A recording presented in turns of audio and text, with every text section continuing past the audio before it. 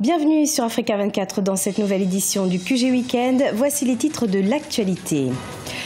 Attijari Wafa Bank a signé un partenariat avec Afreximbank, un accord financier conclu lors de la conférence des affaires pour l'Afrique et le monde qui a pris fin samedi 9 décembre 2017 en Égypte. Au Cameroun, la compagnie aérienne nationale Camereco poursuit son plan de relance. Un vol inaugural à destination du nouvel aéroport Blaise Diagne de Dakar a eu lieu ce vendredi 8 décembre. Et puis le journaliste béninois Tranquillin Arcade Benontin sort son premier roman autobiographique. La situation en Afrique et la question migratoire, deux sujets au cœur de cette œuvre, véritable témoignage. Ma résilience est un appel à la combativité.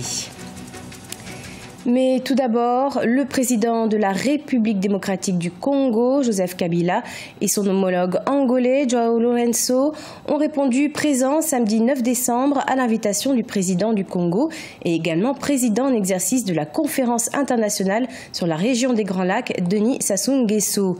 Réunis à l'occasion du mini-sommet à Brazzaville, les trois chefs d'État ont examiné plusieurs dossiers brûlants du continent et notamment la publication du calendrier électoral en République démocratique du Congo et ont également condamné l'attaque armée contre le contingent de la MONUSCO à Beni qui a coûté la vie à 14 casques bleus. Clôture ce samedi 9 décembre du Forum Business for Africa and the World en Égypte. Une occasion pour les pays et entreprises participants de décrocher des partenaires. C'est le cas notamment d'Attijari Wafa Bank qui a signé un partenariat avec Afreximbank, comme nous le précise Mohamed El Ketani, le président directeur général d'Attijari Wafa Bank. Au micro d'Oliva Djakotan, notre envoyé spécial en Égypte. On l'écoute.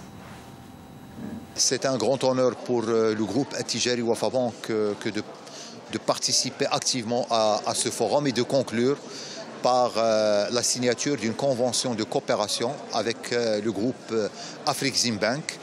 Il s'insère dans la stratégie de facilitation de l'intégration intra-régionale, à savoir apporter des financements aux importateurs-exportateurs africains, qui vise à fluidifier et à développer le financement du commerce extérieur intra-africain, chose qui est recherchée par les leaders politiques de notre continent africain et qui répond donc à la stratégie d'Attijari Wafa Bank.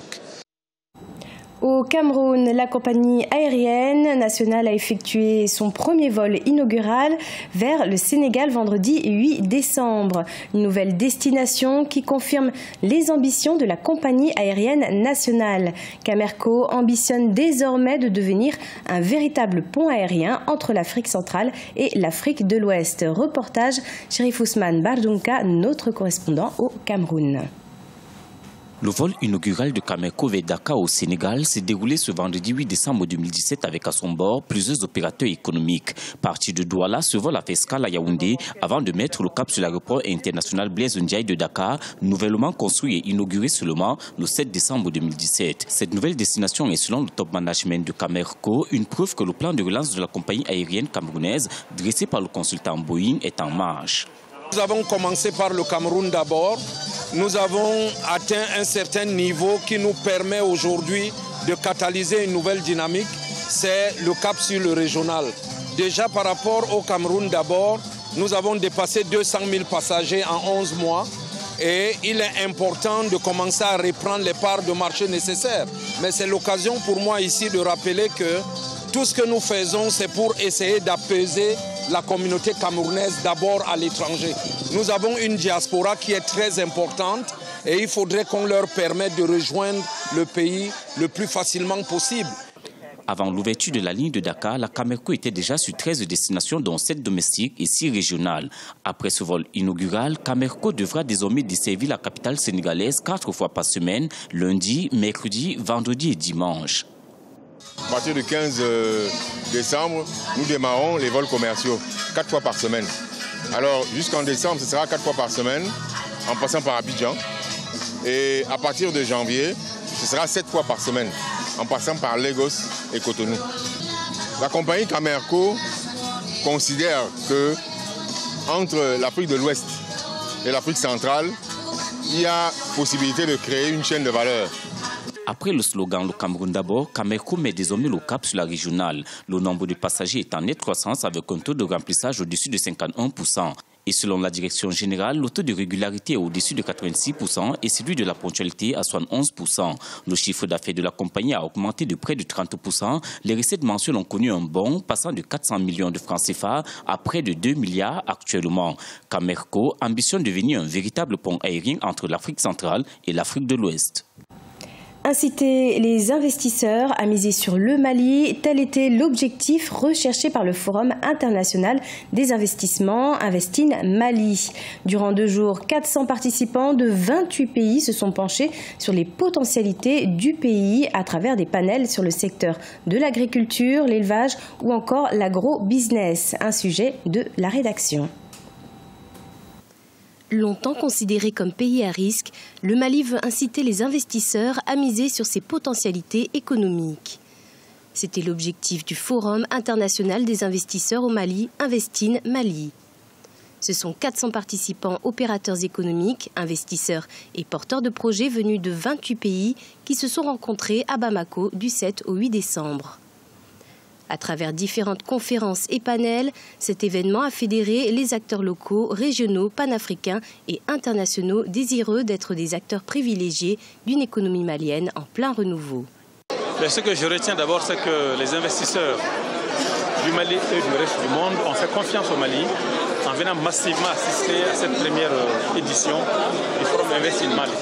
Plus de 180 investisseurs étrangers venus de 28 pays et plus de 400 investisseurs maliens étaient sur place tout à l'heure. L'environnement économique du Mali, défis, opportunités, le Mali, hub agricole d'Afrique de l'Ouest, sécurité juridique des investisseurs au Mali sont, entre autres, les thèmes qui ont été abordés lors des discussions. Des rencontres B2B entre porteurs de projets et investisseurs. Je dois souligner que ma structure NABC travaille sur un programme de renforcement du développement du secteur privé depuis près de 4 ans avec le Mali. Aujourd'hui, notre stratégie de B2B à notre niveau, c'est vraiment faire des levées de fonds pour la croissance parce qu'on a déjà fait des premières levées de fonds pour mettre en place l'unité de production, commencer notre activité. En termes de B2B, c'est vraiment faire face à la croissance, renforcer nos unités de production et répondre aussi à des besoins de formation pour le capital humain. La crise qu'a connue le Mali en 2012 a terni l'image du pays. Les autorités maliennes tentent de relever un grand défi, celui d'attirer les investisseurs sur les rives du fleuve Niger.